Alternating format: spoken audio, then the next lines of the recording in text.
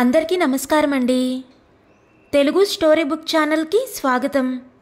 ఈరోజు నేను మీకు వినిపించబోతున్న కథ కానివాడు మానభంగం చేస్తే కట్టుకున్నవాడు అభిమానభంగం చేశాడు. ఇద్దరిలో ఎవరు ఎక్కువ దోషులు? జరిగిన దానికి ఎవరు శిక్ష విధించాలి, ఎవరు భరించాలి అనేది ఈ కథ ద్వారా మనం విందామండి.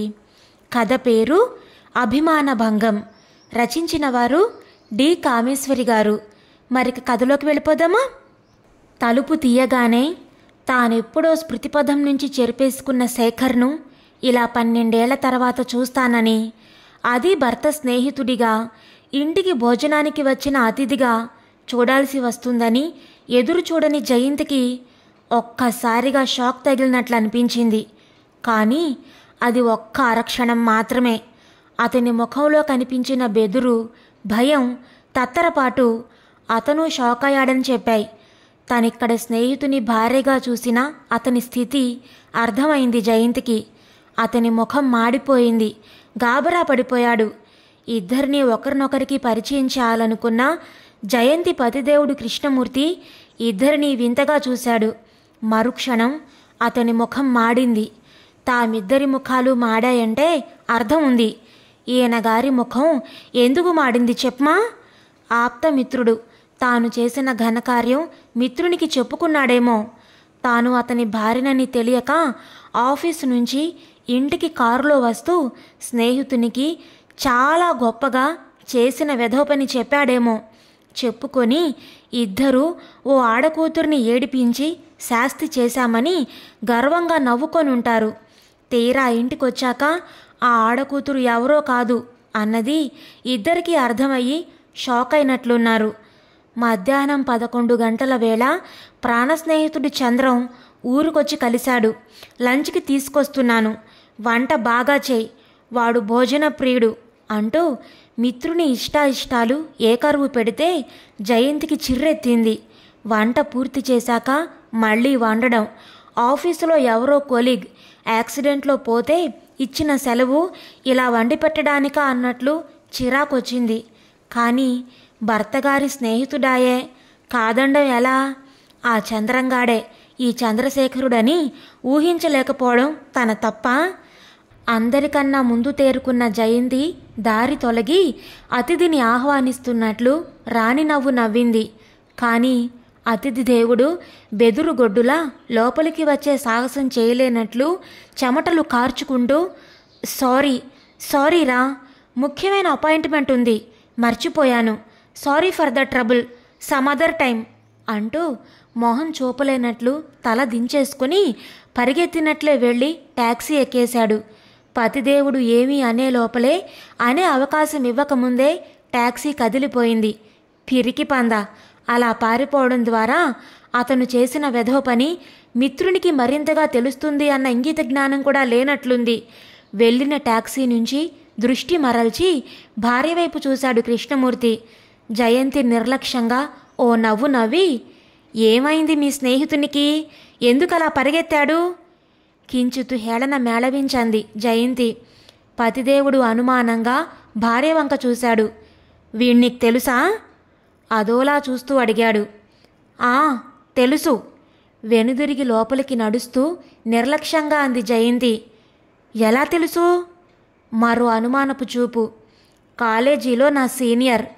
టేబుల్ మీద ప్లేట్లు, గ్లాసులు సర్దుతూ అంది. చంద్రం నీకు బాగా తెలుసా? బాగా అంటే అర్థం? కాలేజీలోకి నేను బీఎస్సీ మొదటి సంవత్సరంలో చేరినప్పుడు అతను ఫైనల్ ఇయర్లో ఉన్నాడు. అంతేనా? క్రాస్ ఎగ్జామిన్ మొదలైంది. జయంతి కృష్ణమూర్తి వంక సూటిగా చూసి, అంతేనా అంటే ఇంకా ఏముందనా అంది. అదే అడుగుతున్నాను. కాలేజీలో క్లాస్మేట్ అయితే పాత స్నేహితుల్ని చూసి ఆనందిస్తాం, ఇన్నాళ్ళకి కలుసుకున్నామని సంతోషపడతాం. కానీ చంద్రం ఎందుకలా గాబరా పడిపోయాడు? కుర్చీ జరిపి కూర్చున్నాడు, భార్యను పట్టి పట్టి చూస్తూ. జయంతి కోపంగా చేతిలో గరిట టేబుల్ మీద పడేసి, ఈ ప్రశ్న అడగవలసింది అతన్ని, పారిపోయింది అతను కాబట్టి ఈ క్రాస్ ఎగ్జామిన్ అతన్ని చేయండి అంది తీవ్రంగా చూసి. కృష్ణమూర్తి ముఖం మార్చుకొని, వాడు నిన్ను చూసి గాబరా పడిపోయాడు అంటే దాని అర్థం మీ ఇద్దరి మధ్య ఏదో జరుగుంటుంది, అతనికి నీకు మధ్య. కృష్ణమూర్తి జయంతిని నిలేస్తున్నట్లు అడిగాడు. అతనికి నాకు మధ్య ఏం జరుగుంటుందని మీ ఉద్దేశం? జయంతి చాలా నిబ్బరంగా అన్నం కలుపుకుంటూ అంది. నాకేం తెలుసు, నీకు తెలియాలి, అందుకే అడుగుతున్నాను హేళనగా అన్నాడు. మా ఇద్దరి మధ్య ఏం జరిగిందో అతను మీకు చెప్పే ఉంటాడు. అఫ్కోర్స్ ఆ నేను ఈ నేను ఒక్కరే అని తెలియక ఆప్తమిత్రునికి చెప్పే ఉంటాడు. మళ్ళీ అడగడంలో మీ ఉద్దేశం ఏమిటి? జయంతి తీక్షణంగా అంది. ఈసారి కృష్ణమూర్తికి కోపం వచ్చేసింది. ఆ నిర్లక్ష్యానికి, ఆ పొగరుగా జవాబిచ్చిన తీరుకి భర్తగారికి కోపం వచ్చింది. భార్య గాబరా పడలేదు, భయపడలేదు, తప్పు చేసిన దానిలా తలదించుకోలేదు, జరిగింది దాచాలని ప్రయత్నించలేదు, మొగుడేమంటాడో అనుకుంటాడో అన్న బిడియం లేదు, తన కాపురం ఎలా తగలబడుతుందన్న భయం అసలే లేకుండా అలా నిర్లక్ష్యంగా దులిపేసుకుని ఒంటి మీద ఏగవాలితే దులుపుకున్నంత తేలిగ్గా అనేయడం భరించలేకపోయాడు. మొగుణ్ణి కొట్టి మొగసాల ఎక్కి ఏడ్చినట్లుంది నీ వరస. జరిగిన దానికి సిగ్గుపడ్డం పోయి నా మీద ఎగురుతున్నావు. ముఖం ఎర్రపరుచుకొని అరిచాడు. జరిగిన దానిలో నా బాధ్యత లేదు, నా తప్పు అసలే లేదు. నేనెందుకు సిగ్గుపడాలి? సిగ్గుపడాల్సింది మీ మిత్రుడు. నేను మొగుణ్ణి కొట్టలేదు, మొగసాల ఎక్కి నలుగురిని పిలిచి చెప్పనూ లేదు. అవును, చెప్పకుండా ఎవరికీ తెలియకుండా గుట్టు చప్పుడు కాకుండా దాచేసి తగుదునమ్మా అని నన్ను పెళ్లాడేశావు. ఇప్పుడు వీడు గనక రాకపోయి ఉంటే, వాడు నా స్నేహితుడు కాకపోయి ఉంటే, వాడు నిన్ను చూడకపోయి ఉంటే మహా చక్కగా పతివ్రతలా నటించేసేదానివి లైఫ్ అంతా. నేను పతివ్రతనే. నేను మిమ్మల్ని పెళ్లి చేసుకున్నాక పరాయి పురుషుణ్ణి చూడలేదు, ప్రేమించలేదు, తాకలేదు. జయంతి వ్యంగ్యంగా అంది. అంటే పెళ్లికి ముందు ఏం జరిగినా పర్వాలేదనా నీ ఉద్దేశం? అవేవి పెళ్ళాడేవాడికి చెప్పక్కర్లేదనా నీ ఉద్దేశం? నా పెళ్లికి ముందు ఎన్నో సంఘటనలు జరిగాయి. 23 ఏళ్లలో అవన్నీ వరుసగా టైం రాసుకొని చూపించాలని నాకు తెలీదు. 23 ఏళ్లలో ఎన్నో దెబ్బలు తగిలాయి, ఎన్నోసార్లు పడ్డాను. ఒకసారి చెయ్యి విరిగింది, ఒకసారి పడి పన్ను విరగొట్టుకున్నాను, ఓసారి టైఫాయిడ్ వచ్చి పరీక్షకి వెళ్ళక ఫెయిల్ అయ్యాను, ఓసారి మా అత్త కొడుకు మెట్టు దిగుతూ ఉంటే వెనక నుంచి కౌగులించుకుంటే దవడ మీద ఒక్కటిచ్చాను, ఓసారి సినిమా హాల్లో ఓ వెధవ వెనక నుంచి నా నడుం మీద వేళ్ళు ఆడించాడు, ఓసారి బస్సులో వస్తుంటే మరో వెధవ అంతకంటే చెత్త పని ఇంకోటి చేశాడు, ఓసారి నా గొలుసు పారేసుకొని అమ్మ చేత దెబ్బలు తిన్నాను, ఓసారి స్కూటర్ మీద వెళుతుంటే కింద పడ్డాను. ఆపు, తెలివిగా మాట్లాడుతున్నానని అనుకోకు. ఈ పడ్డాలు, దెబ్బలు తగలడాలు, చెయ్యి విరగ్గొట్టుకోవడాలు వీటన్నింటి గురించి ఎవరూ అడగలేదు. ఇవన్నీ ముఖ్యమైన విషయాలు కావు, కోపంగా అన్నాడు. నా దృష్టిలో అదో ముఖ్యమైన విషయం కాదు, అందుకే చెప్పలేదు. అది 4 రోజుల్లో దెబ్బ నయమైపోయినట్లే మర్చిపోయే యాక్సిడెంట్ అనుకున్నాను. జయంతి మాటలకు విస్తుపోయి చూశాడు కృష్ణమూర్తి. అతనికి కోపంతో మాటలు తడబడిపోయాయి. ఒక భార్య భర్తతో ఇంత నిబ్బరంగా, నిర్లక్ష్యంగా మాట్లాడడం సహించలేకపోతున్నాడు. సిగ్గుపడి బెదిరిపోయి తప్పైపోయింది అని ప్రాధేయపడకుండా, జరిగింది అవమానం అనుకోకుండా, చెయ్యి విరిగిందన్న విషయం అంత మామూలుగా ఆ విషయం తీసుకొని మాట్లాడడం అతను ఎదురు చూడని విషయం. ఓ ఆడదాన్ని ఓ మగాడు బలాత్కారం చేశాడంటే శీలం పోవడం. ఇంత తేలిక విషయంగా మాట్లాడుతున్న జయంతిని, ఆమె నిబ్బరాన్ని చూసి నోట మాట రానట్లుండిపోవడం అతని వంతయింది. నిన్ను ఓ మగాడు మానభంగం చేస్తే? అతని మాట పూర్తి కాలేదు. జయంతి భద్రకాళిలా అరిచింది. Stop it, don't use that word. తర్జని చూపించి బెదిరిస్తూ కళ్ళెర్ర చేసింది. ఆ మానభంగం అన్న మాట వాడొద్దు. మానం, దానికి భంగం, అంతా ట్రాష్. మీ ఫ్రెండ్ ఆ నీచుడు నా మీద బలప్రయోగం చేశాడు, బలాత్కారం చేశాడు.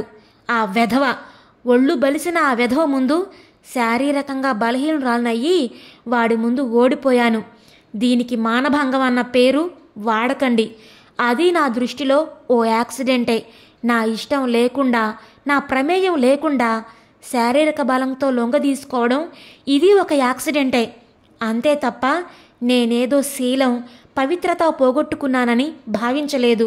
నేను కావాలనుకోనిది నా మీద బలవంతంగా రుద్దడంలో నా తప్పు లేదు కనుక ఇది నా జీవితంలో తిన్న దెబ్బలలో ఒకటి, అంతే. అంటే చెయ్యో కాలో విరగడం ఇది ఒకటేనా? ఇది నా దగ్గర దాచి నువ్వు మీ వాళ్ళు నన్ను మోసం చేయడం ఎంత దగ, ఎంత కుట్ర! ఉక్రోషంగా అన్నాడు. ఆగండి, ఇందులో మా వాళ్ళని అనాల్సిందేం లేదు. ఎందుకంటే వాళ్ళకు అసలు ఈ విషయమే తెలియదు. కృష్ణమూర్తి ఆశ్చర్యపోయాడు. ఓహో, ఎంత జానవి నువ్వు! ఇంట్లో వాళ్ళకు కూడా ఇది ఇంత గుట్టుగా దాచిపెట్టగలిగావంటే శభాష్, నిన్ను మెచ్చుకోవాలి. నీ గుండె ధైర్యాన్ని అభినందించాలి వ్యంగ్యంగా అన్నాడు. వాళ్లతో చెప్పకపోయినా కట్టుకున్నవాడికి నా దగ్గర చెప్పక్కర్లేదనుకున్నావా? పెద్ద పవిత్రంగా చలామణి అయిపోవాలనుకున్నావా? నువ్వే నిజాయితీ పర్రాలువైతే నాకు చెప్పేదానివి ముందుగా.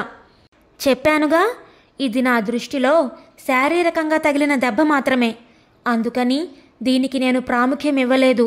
జరిగిందాన్ని చెప్పి వాళ్ళని అనవసరంగా బాధ పెట్టడం అనవసరం అనిపించి వాళ్ళకి మీకు చెప్పలేదు. నేను కావాలని ఇంకెవరినో మానసికంగా ప్రేమించి వాడితో శారీరక బంధం ఏర్పరచుకొని అది దాచి మిమ్మల్ని పెళ్ళాడి ఉంటే అది తప్పు నా దృష్టిలో. అసలు పెళ్లిగాక ముందు అనేకం జరుగుతుంటాయి. మీరు ఎందరో అమ్మాయిల వెంట పడుండొచ్చు, ఉత్తరాలు రాసి ఉండొచ్చు, లంచ్లకి డిన్నర్లకి వాళ్ళని తీసుకెళ్ళి ఉండొచ్చు, ఇంకా కాస్త ముందుకు వెళ్ళి ప్రేమించి వాళ్లతో తిరిగి ఉండొచ్చు. కానీ అనేక కారణాల వల్ల పెళ్లి చేసుకోలేకపోయి ఉండొచ్చు. అవన్నీ మీరు పెళ్ళాడే ముందు అమ్మాయిలతో నిజాయితీతో చెప్తున్నారా? చాలా బుద్ధిమంతుల్లా పెళ్లి పెట్టలెక్కుతారు. పెళ్లికి ముందు మేము ఏ కాలేజ్ అబ్బాయి ప్రేమలేఖలో అందుకొని ఉండొచ్చు, మేము బాయ్ ఫ్రెండ్స్తో హోటల్కి వెళ్ళి కాఫీ తాగుండొచ్చు. అబ్బాయిలు అమ్మాయిలు కలిసి మాట్లాడుకోవడం, తిరగడం, ఇంకా కొందరు కాస్త ముందుకెళ్ళి అబ్బాయిల లేఖి మాటలకు లోబడి ప్రేమిస్తున్నాం అనుకొని విరహగీతాలు పాడుకొని ఉండొచ్చు. ఇదంతా ప్రతి వాళ్ళ లైఫ్లో సర్వసామాన్యం యవ్వనంలో. ఇదంతా తప్పు, పరమ అపరాధమని ఎవరు అనుకొని పెళ్లికి ముందు కన్ఫెస్ చెయ్యరు. ప్రేమించామని కడుపులు చేసిన వారు పెళ్లి వేళకు వచ్చేసరికి ముఖం చాటేయడాలు, దొంగచాటుగా కడుపులు దించుకున్న అమ్మాయిలు, రకరకాల కథలుంటాయి ప్రతి వారి వెనుక. ఆ యవ్వనంలో జరిగినవన్నీ అందరూ రబ్బరుతో చెరిపేసుకున్నంత తేలిగ్గా చెరుపుకొని కొత్త జీవితాలు ఆరంభించుకుంటారు. నేను అలాంటివేం చేయలేదు. ఓ పొగరెక్కిన వెధవ తన డబ్బు, హోదా ఎరచూపి ప్రేమ పేరుతో వెంట తిప్పుకోవాలనుకుంటూ వెర్రి వేషాలు వేస్తే లొంగకపోయేసరికి పౌరుషం, అవమానం వచ్చి నాకు బుద్ధి చెప్పడానికి తన బలం చూపి లొంగ తీసుకున్నాడు. అది నాకు అవమానం అనుకున్నాను తప్ప తప్పని, పవిత్రత, శీలం లాంటివి పోయాయని నేనెప్పుడూ బాధపడలేదు. అందుకే చెప్పనవసరం లేదనుకున్నాను. దెబ్బ తగిలిందన్నంత తేలిగ్గా దులిపేసుకుని ఊరుకున్నావన్నమాట వ్యంగ్యంగా ఎత్తి పొడిచాడు. లేకపోతే ఏం చేయాలిట? ఊరు వాడ అరిచి చెప్పి పోలీస్ రిపోర్ట్ ఇచ్చి కోర్టుకెక్కి రొస్టు పడాలా? కోర్టులకి చూపాల్సిన సాక్ష్యాలు నా దగ్గర లేవు. కోర్టులు ఏమాత్రం న్యాయం చేస్తున్నాయో చూస్తున్నాగా. కోర్టుకెక్కే ధైర్యం నాకున్నా న్యాయం జరుగుతుందన్న నమ్మకం లేక కోర్టుకెక్కనక్కర్లేదు. కానీ అంత తేలిగ్గా ఏ ఫీలింగ్సు లేకుండా దులిపేసుకున్నావంటే నీ గుండె ధైర్యాన్ని మెచ్చుకోవాల్సిందే. ఏ ఫీలింగ్సు కలగలేదని నేను చెప్పానా? నాకిష్టం లేకుండా శారీరక బలంతో నా శరీరాన్ని బలవంతంగా లొంగదీసుకున్నాడు అన్న కసి, ద్వేషం, అవమానం, సిగ్గుతో నా మనసు, శరీరం దహించుకుపోయాయి. ఏ చెత్త వెధవో వాడి అశుద్ధం నా ఒంటి నిండా పామినంత అసహ్యం, జుగుప్స, చేదరింపు కలిగింది. ఆ వెధవ వాడిన ఈ శరీరాన్ని ఎలా శుభ్రపరుచుకున్నానో తెలుసా? ఒక బాల్చీడు వేడి నీళ్లలో అరసీసాడు డెటాల్ వంపాను. పెరట్లో నుంచి దోసెడు వేపాకులు కోసుకొచ్చి నీళ్లలో వేశాను. అది చాలనట్టు గుప్పెడు పసుపు నీళ్లలో వేసి తలారా స్నానం చేశాను. కొబ్బరి పీచుతో ఒళ్ళు మంటలెక్కే వరకు తోమాను. తర్వాత మరో బాల్చీడు నీళ్లలో గుప్పెడు తులసాకులు, దేవుడి దగ్గర గంగ చెంబులో వంపి దేహాన్ని డిసిన్ఫెక్ట్ చేసుకొని తర్వాత రెండో బాల్చీ నీళ్లు తలనిండా వంపుకున్నాను. అప్పటికి శరీరాన్ని అంటిన మైల తొలగిందనిపించింది. మానసికంగా పడిన అవమానం తొలగించుకోవడానికి తడి బట్టలతో వెళ్ళి దేవుడి ముందు దీపం వెలిగించాను. దాంతో శారీరకంగా మానసికంగా ప్రక్షాళన జరిగినట్టు తృప్తి పడ్డాను. స్థిరంగా అంది. కృష్ణమూర్తి భార్య వంక వింతగా చూశాడు. ఆశ్చర్యంగా విన్నాడు. ఏమనాలో తెలియక మాటలకి తడుముకున్నాడు. జరిగిన దానికి కోపగించుకోవాలో భార్యకి సానుభూతి చూపాలో అన్నది కూడా అతనికి అర్థం కాలేదు. ఇలా ఎందుకు చేశాడు చంద్రం? గొణిగాడు. చివ్వున తలెత్తి రోషంగా చూసింది జయంతి. ఎందుకంటే మీ మగాళ్ళకి ఓ ఆడది తనని లెక్క చేయకపోతే పౌరుషం వచ్చేస్తుంది, అవమానం అనిపిస్తుంది. తన డబ్బు, అందం, హోదాని నేను కేర్ చేయలేదన్న ఉక్రోషం. అసలు ఇదంతా ఎందుకు? ఎలా జరిగింది? మీ ఫ్రెండ్ చెప్పాడేమో, మళ్ళీ ఎందుకు అడుగుతారు? తీవ్రంగా అంది. నీ వర్షన్ విందామని మా కామన్ ఫ్రెండ్ ఒకడు వీడు కాలేజీలో చేసింది చెప్పాడు. వీడు సరిగ్గా చెప్పలేదు. కుతూహలంగా చూశాడు. ఏం జరిగింది? 14 ఏళ్ల క్రితం కాలేజీలో చదువుకునే టీనేజ్ వయసు, తళుకు బెళుకు వగరు పొగరు ఉండే వయసులో ఓ ఆడపిల్ల, అందులో అందంగా ఉండే ఓ అమ్మాయి. ఎంతో హాయిగా ఆనందంగా తుళ్ళుతూ ఆడేపాడే వయసు అమ్మాయి. కలలు కనే వయసు. కలల్లో రాకుమారుడు, ఆ జానుబాహుడు, అరవింద దళాయ తాక్షుడు, ఉన్నతుడు, సంస్కారుడు, ప్రేమించేవాడు, అలరించేవాడు, మైమర్పించేవాడు, తానే లోకంగా భావించేవాడు, వరిస్తాడని వరమాల వేస్తాడని మురిపాల సంసారం గురించి ప్రతి అమ్మాయి ఊహించి కలలు కనే వయసది. మగవాడంటే హుందాగా ఉండాలి, హుందాతనంలో సెన్స్ ఆఫ్ హ్యూమర్ ఉండాలి, తెలివిగా చదవాలి, ఆడపిల్లలంటే గౌరవించాలి, లేకిగా ఉండకూడదు, చీప్గా ప్రవర్తించరాదు. అలాంటి అబ్బాయిల్నే అమ్మాయిలు లైక్ చేస్తారు, ప్రేమిస్తారు, గౌరవిస్తారు అని కొన్ని స్థిరాభిప్రాయాలు ఏర్పరచుకునే వయసది. తమ ఊహలకి భిన్నంగా ఎవడైనా ప్రవర్తిస్తే తిరస్కారం కలుగుతుంది. అదే జరిగింది చంద్రశేఖర్ని చూసిన క్షణంలో జయంతికి. జయంతి కాలేజీలో చేరిన మొదటి రోజే శేఖర్ కళ్ళు ఆమె మీద పడ్డాయి. తండ్రి గవర్నమెంట్ ఉద్యోగి, ట్రాన్స్ఫర్ అయి వచ్చి కాలేజీలో కొత్తగా బీఎస్సీలో చేరింది. మొదటి రోజే ఆమె అందం అతన్ని ఆకర్షించింది. రోజుకో డ్రెస్తో మోటార్ సైకిల్ మీద అంతెత్తు బోట్లతో ఫ్రెండ్స్ని వెంటేసుకు తిరిగే శేఖర్ చదువులో మాత్రం వెనకే.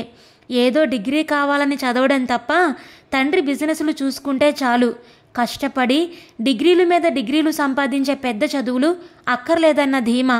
దాంతో అటెండెన్స్కి మాత్రమే కాలేజీ, చదువుకి కాదు అన్న గ్రూప్ అంతా కలిసి ఆడపిల్లల్ని ఆకర్షించడానికి పాటలు పాడ్డాం. ఆకర్షణకి లొంగిన వాళ్లతో షికార్లు, సినిమాలు, హోటళ్ళు తిరిగే గ్యాంగ్ అది. వీళ్ల గురించి నెల రోజులకే జయంతికి అర్థమైంది. అర్థం కానిది ఉంటే సీనియర్లు చెప్పారు. అలా శేఖర్ అంటే మొదట్లోనే తేలిక భావం ఏర్పడిపోయింది. అతను రోజు రోజుకి ఆమె పట్ల ఆకర్షితుడైన కొద్దీ ఆమెకి అతని పట్ల ఏహ్యత రోజు రోజుకి పెరిగింది. అతన్ని చూడగానే ముఖం చిట్లించుకునేది. అతని వెకిలి వేషాలను తిరస్కారంగా చూసేది. అది అతని ఆహాన్ని రెచ్చగొట్టింది. తనలాంటి అందగాడు, డబ్బున్నవాడు ఆమె కోసం, ఆమె స్నేహం కోసం ఆరాటపడుతుంటే లెక్కలేనట్లే విదిల్చుకొని తన వైపు కన్నెత్తైనా చూడకపోవడంతో అతని అహం దెబ్బతింది. ఏమనుకుంటుంది? బోడి, దీనిపాటి నాకెవరూ దొరకరనుకుంటోంది కాబోలు. ఏదో పెద్ద అందగత్తనని గర్వం. నే తలుచుకుంటే దీని పొగరు నిమిషంలో అణుస్తా. పలకరిస్తే ముఖం తిప్పుకొని వెళ్ళిపోతుందా? పుస్తకం అడిగితే విసురుగా లేదంటుందా? చూస్తున్నా దీని వరస. మిత్రుల దగ్గర ఉక్రోషం వెళ్ళగక్కేవాడు. మిత్ర బృందం 4 సమిధలు వేసి మంట ఎగదోసేవారు. స్నేహితుల చెల్లెళ్ల ద్వారా రాయబారాలు నడిచాయి. పాపం ఆ శేఖర్ నువ్వంటే పడిచేస్తున్నాడే. పాపం అంతలా వెనకబడుతూ ఉంటే మాట్లాడితే నీ సొమ్మేం పోతుంది? స్నేహితురాళ్ళు వకాల్తా పుచ్చుకున్నట్లు మాటలు. ఛ, వాణ్ణి చూస్తేనే నాకు తిక్క రేగుతుంది. చదువు సంధ్య లేకుండా రోజుకో డ్రెస్ వేసుకుని మోటార్ సైకిల్ మీద తిరగడం గొప్ప అనుకుంటాడు కాబోలు. అది చూసి ఆడపిల్లలు వల్లో పడిపోతారనుకుంటున్నాడేమో. వాడి సంగతి నా దగ్గర చెప్పొద్దు. అసహ్యం అంతా మాటల్లో ముఖంలో చూపించింది. ఆ కబురు శేఖర్ దగ్గరికి చేరింది. అవమానం జరిగిపోయినట్టు ఉడికిపోయాడు. మిత్రులు మరింత ఎగదోశారు. వాడి బాబుకి 2 ఫ్యాక్టరీలుంటే నాకే, 3 కార్లుంటే నాకే. అవన్నీ వాడు బాబుకున్నాయి, వీడికే ఉందట. చదివి అవన్నీ వాడు సంపాదిస్తే అప్పుడొస్తుంది గౌరవం.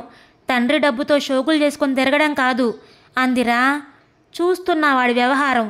సిగ్గు లేకుండా ఆడపిల్లల్ని ఏడిపించడం, కామెంట్స్ పాస్ చేయడం గొప్ప అనుకుంటున్నాడేమో. అది వాడి సంస్కారాన్ని తెలుపుతుంది. లాంటి కబుర్లన్నీ విన్న శేఖర్ మొహం అవమానంతో మాడిపోయేది.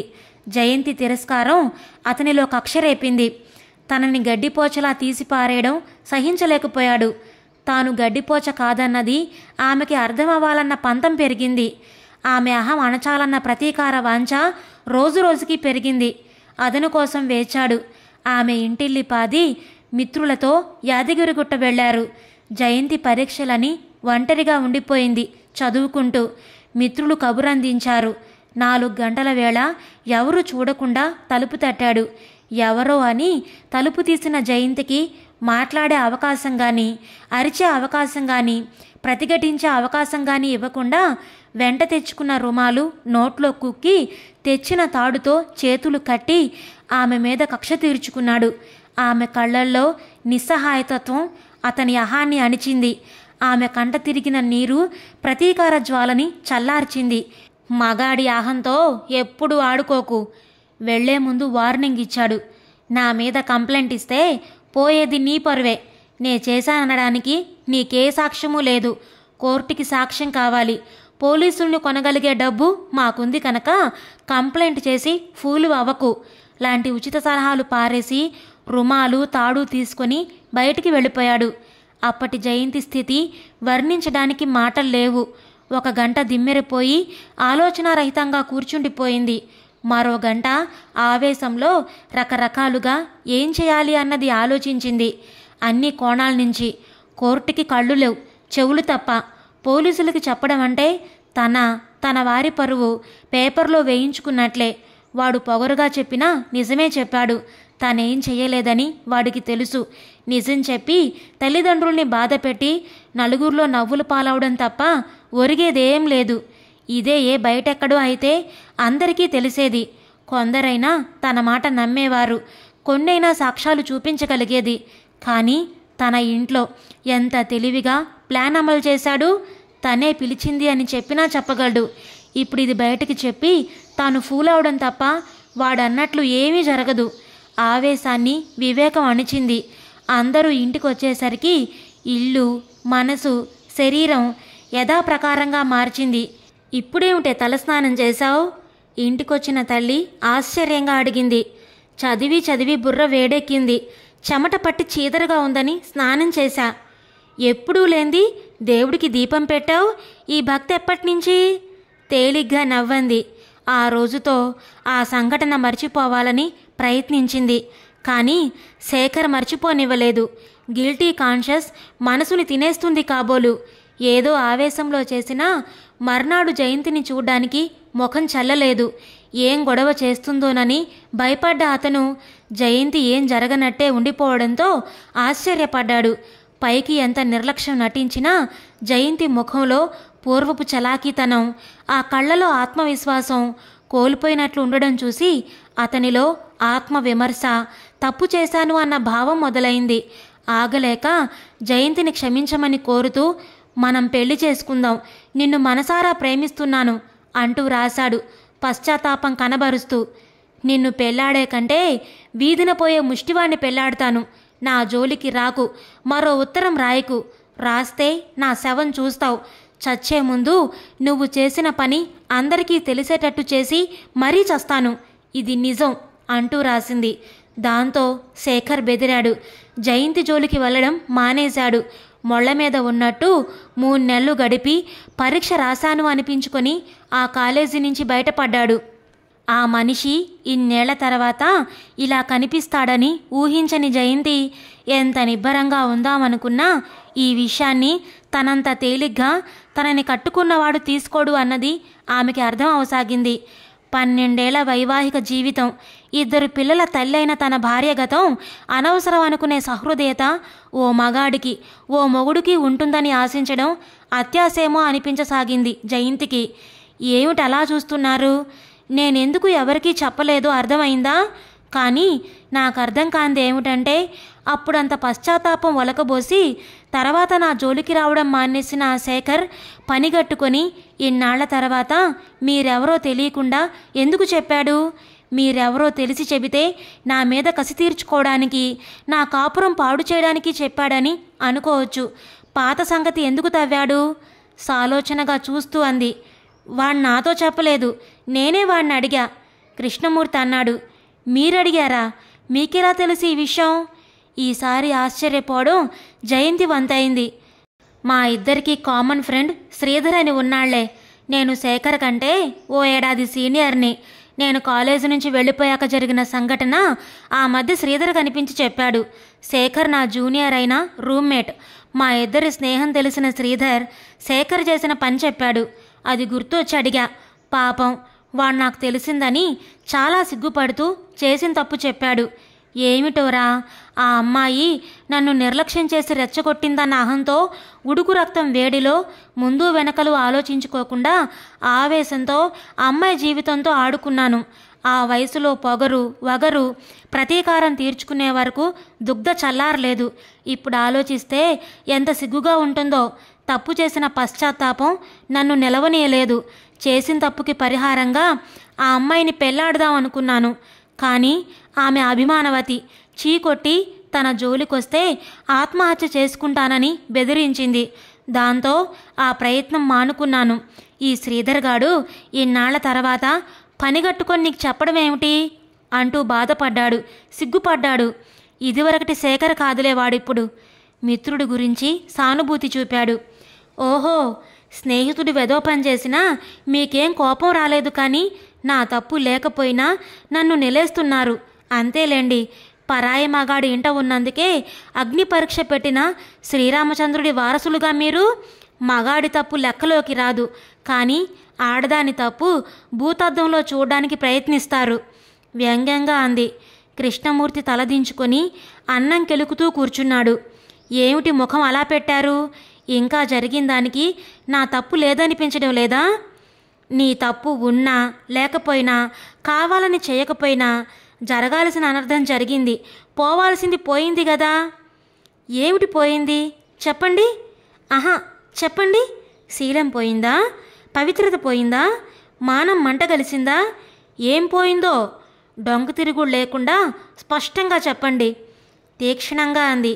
కృష్ణమూర్తి జవాబివ్వలేదు. అయితే పోయిన దానికి పాప పరిహారం ఏమిటట? అగ్ని ప్రవేశం చేయాలా సీతమ్మ వారిలా? చేస్తే కాలి బూడిదైతే గాని బతికి బయటపడ్ను. నిప్పులో దుమికినా నా శీలం నిరూపించబడదు. పాపం నాతో 12 ఏళ్లు కాపురం చేసినందుకు మీరు అపవిత్రుడైపోయి ఉంటారు. పదండి, ఇద్దరం వెళ్ళి గంగలో మునిగి పునీతులం అయివద్దాం. హేళనగా ఎత్తి పొడిచింది. కృష్ణమూర్తి మౌనాన్ని సహించలేక కృష్ణమూర్తి ఉక్రోషంగా లేచి లోపలికి వెళ్ళిపోయాడు. కృష్ణమూర్తి మగ మనస్తత్వం అర్థమైంది జయంతికి.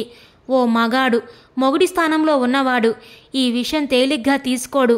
కనీసం తేలిగ్గా తీసుకున్నట్టు కనబడ్డానికి ఇష్టం ఉండదు. పట్టించుకోకపోతే 4 రోజులు పోతే అతనే సర్దుకుంటాడు అనుకుంది జయంతి. జయంతి ఆలోచన తప్పన్నట్టు, అంత సులువుగా క్షమించను అన్నట్టుగా 1-2 నెలలైనా కృష్ణమూర్తిలో మార్పు రాలేదు. ఒకే గదిలో ఒకే పక్క మీద పడుకున్న ఇద్దరి మధ్య యోజనాల దూరం పెరిగింది. జయంతి వండడం, పెట్టడం, పిల్లలు, ఇంటి పని, ఆఫీస్ పని, పైకి అన్నీ యథావిధిగా జరుగుతున్నాయి. లోపల ఇద్దరి మధ్య జరిగేది బయటికి తెలిసే అవకాశం లేదు. పిల్లలు చిన్నవాళ్ళు. తల్లి తండ్రి మధ్య భేదాభిప్రాయాలు అర్థం చేసుకునే వయసు లేదు వారికి. మాటామంతి కరువై తప్పుకు తిరిగే కృష్ణమూర్తిని చూసి ఒళ్ళు మండి నిలేసింది ఓ రోజు జయంతి. ఏమిటి మీ ఉద్దేశం? మీ ఈ ప్రవర్తనకి అర్థమేమిటి? ఏ ప్రవర్తన? ఏ నేనేం చేశాను? ముభావంగా అన్నాడు. జయంతి హేళనగా నవ్వింది. అవును, ఏం చెయ్యలేదు, తిట్టలేదు, కొట్టలేదు. చాలా తెలివైన వారు కదా, సైలెంట్ టార్చర్ చేస్తున్నారు. ఈ రకంగా శిక్షించి తృప్తి పడుతున్నారు నేను చెయ్యని తప్పుకు. కసిగా అంది. చూడు, నేను నిన్నేమన్నా అన్నానా? మనిద్దరి మధ్య భార్యాభర్తల బంధం తప్ప మిగతా దానిలో మార్పేం లేదు కదా. పిల్లల కోసం మనం కలిసి ఉండక తప్పదు కదా. ఇంతకంటే సర్దుకోవడం నా వల్ల కాదు. ఓహో, పిల్లల కోసం కలిసి ఉన్నారన్నమాట. లేకపోతే నన్ను ఈ పాటికి ఇంట్లో నుంచి తన్ని తగిలేసేవారు కాబోలు. పర్వాలేదు, పిల్లల కోసం మీరంతంత త్యాగాలు చేయనక్కర్లేదు. నాకు ఉద్యోగం ఉంది, పిల్లల్ని నేను పోషించుకోగలను. ఈ చెడిపోయిన దానికి డైవోర్స్ ఇచ్చి మీరు మహారాజులా రెండో పెళ్లి చేసుకోండి, ఉక్రోషంగా అంది. చెడిపోయావని అనలేదు, కానీ చూస్తూ చూస్తూ నీతో నా వల్ల కావడం లేదు. నాకేం పెళ్ళాడాలన్న కోరిక లేదు. మన వల్ల పిల్లలు బాధపడకూడదు. నన్ను అర్థం చేసుకో. ఈ 4 గోడలు దాటి వెళ్ళాల్సిన అవసరం లేదు. ఎంతటి అవకాశవాదులు మీరు. ఇప్పుడు భార్య ఇలాంటిదని తెలిస్తే అవమానం. ఇప్పుడు భార్యని ఇంట్లో నుంచి పంపించేస్తే లోకం ఏమనుకుంటుందోనని భయం. ఇల్లాలు ఇంట్లో లేకపోతే ఎదుర్కొనే ఇబ్బందులు తలుచుకొని భయం. పిల్లల్ని ఇంటిని చూసుకోవడం. రేపు పిల్లల భవిష్యత్తు తల్లి ఇలాంటిదని తెలిస్తే ఏమవుతుందో అని భయం. ఇన్ని భయాలతో దయతలిచి నన్ను ఇంట్లో ఉండనిస్తున్నారు. నేనేం మగాడి పొందు కోసం మొహం వాచి ఏడుస్తున్నాను అనుకోకండి. ఆడదానికి భర్త నుంచి కావాల్సింది కాస్తంత ప్రేమ, అనురాగం, సానుభూతి. నేనున్నాను అనే భరోసా కావాలి కానీ. జయంతి, నన్ను అర్థం చేసుకో. మనం అనవసరంగా రొష్టు పడొద్దు. నాకు కొంత టైం ఇయ్యి. నిన్ను వదులుకోవాలని నాకేం లేదు. నా మనస్థితి అర్థం చేసుకో. కాలం అన్ని గాయాలు మాన్పుతుంది. గాయం తగిలింది నాకైతే అది మానడానికి మీకు టైం ఇవ్వాలి. Well said. ఎనీహౌ, నన్ను ఇంట్లో ఉండడానికి పర్మిషన్ ఇచ్చినందుకు థ్యాంక్స్ చెప్పను. ఎందుకంటే నన్ను పొమ్మనే హక్కు మీకు లేదు గనక. ఇది నా ఇల్లు. ఇక్కడి నుంచి నన్ను పంపాలంటే కోర్టుకెక్కి విడాకులు తీసుకోవాలి మీరు. మన మధ్య భార్యాభర్తల సంబంధం లేదన్నప్పుడు ఇంకా ఈ మంచం మీద పడుకోవడం అనవసరం. జయంతి విసురుగా గదిలో నుంచి వెళ్ళిపోయింది. రాత్రి 11 గంటల వేళ మంచి నిద్రలో ఉన్న జయంతి ఒంటి మీద చెయ్యి పడేసరికి ఉలిక్కిపడి కళ్ళు తెరిచింది. చెయ్యి పట్టి లాగుతున్న కృష్ణమూర్తిని చూసి చీత్కారం చేస్తూ చెయ్యి వదలండి తీక్షణంగా చెయ్యి విదిల్చి కొట్టింది. జయా, ప్లీజ్ రా మన గదిలోకి. జరిగింది మర్చిపోదాం. జరిగింది ఓ పీడకల అని మర్చిపోదాం అనునయిస్తూ అన్నాడు. జయంతి అతన్ని ఓ పురుగును చూసినట్టు తిరస్కారంగా చూసింది. వెళ్ళండి ఇక్కడి నుంచి. మీరెప్పుడు నా ఒంటి మీద చెయ్యి వేసే సాహసం చేయకండి. జరిగింది మీ అవసరం కోసం మీరు మర్చిపోదలిచినా నేను మర్చిపోను. ఈ మాట ఆ రోజు 6 నెలల క్రితం అనుంటే తప్పకుండా మర్చిపోయేదాన్ని. Now it is too late. ఆడదాని అవసరం కోసం ఆత్మాభిమానం మీరు వదులుకోగలరేమో కానీ చేసిన అవమానం నేను మర్చిపోలేను. వెళ్ళండి ఇక్కడి నుంచి. చాలా కటువుగా అంది. ప్లీజ్, నా కోపం నాకు అర్థమైంది జయ. నా మనసుకి నచ్చ చెప్పుకోవడానికి నాకు టైం కావాలన్నాగా. నన్ను నా మనస్థితిని అర్థం చేసుకోవడానికి ఏం లేదు. అర్థం చేసుకొని ఉండాల్సింది మీరు. నా నిస్సహాయ స్థితిని, నా అవమానాన్ని, నా ఆత్మాభిమానాన్ని దెబ్బతీసిన ఆ సంఘటనకి సానుభూతి చూపాల్సింది పోయి చేయని నేరానికి శిక్ష వేశారు. ఆనాడు జరిగింది మీ పరిభాషలో నా మానభంగం అయినప్పుడు ఈనాడు ఇది నా అభిమాన భంగం. నా దృష్టిలో శేఖర్ కంటే మీరే ఎక్కువ దోషులు. వాడు నాకేం కాడు గనక వాడు చేసిన పని మర్చిపోగలిగాను. కానీ కట్టుకున్న భార్యను, 12 ఏళ్ళు కాపురం చేసిన భార్యను, మీ 2 పిల్లల తల్లి పట్ల కనీస సానుభూతి కూడా చూపలేకపోయినా మొగుడనే మిమ్మల్ని మాత్రం క్షమించను. అభిమాన భంగం జరగనీయను. కనీసం ఆ తృప్తైనా నాకు దక్కాలి. మానం పోయినా అభిమానం పోగొట్టుకొని ఈసారి మరోసారి ఈ ప్రసక్తి తెచ్చినా, నా ఒంటి మీద చెయ్యి వేసినా సహించను. వెళ్ళండి ఇక్కడి నుంచి. చాలా స్థిరంగా తర్జని చూపిస్తూ అని అటు తిరిగి పడుకుంది జయంతి. ఇదండి ఈరోజు కథ. మీకు నచ్చిందా? నచ్చితే లైక్ చేయండి, షేర్ చేయండి. అలాగే మీ విలువైన అభిప్రాయాలను కామెంట్స్లో తప్పకుండా తెలియచేయండి. ఇంత మంచి కథను మనకు అందించిన డి కామేశ్వరి గారికి మనందరి తరపు నుంచి ధన్యవాదాలు తెలియజేసుకుంటున్నానండి. ఇలాంటి మరెన్నో మంచి మంచి కథలు వినడానికి కొత్త వాళ్ళు మన ఛానల్ని తప్పకుండా సబ్స్క్రైబ్ చేసుకోండి. మరొక మంచి కథతో మళ్ళీ కలుద్దాం. అప్పటి వరకు ఉంటానండి.